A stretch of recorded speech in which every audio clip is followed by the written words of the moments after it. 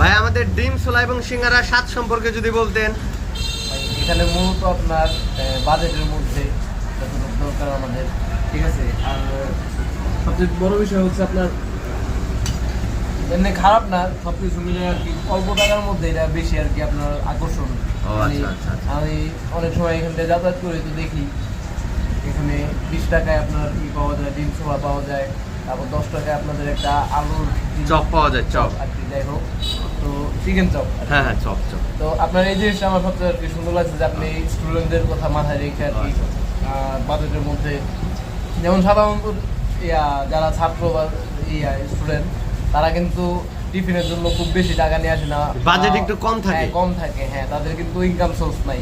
হ্যাঁ, সেক্ষেত্রে পরিবার থেকে যতটুকু টাকা দেয় ততটুকু নিয়ে আসে। আর এখানে আপনার অল্প টাকার মধ্যে যেরকম আপনার ক্ষুধাটাও মানে হয়, মানে মেটানো সম্ভব হয় আর কি। সবকিছু মিলায় আর কি সুন্দর আপনার এটা। যাক যাক যাক, মাশাআল্লাহ। ভাই আপনি যদি কিছু বলতেন, আপনার কাছে কেমন লাগছিল? আমার কাছে ভালো লাগছে।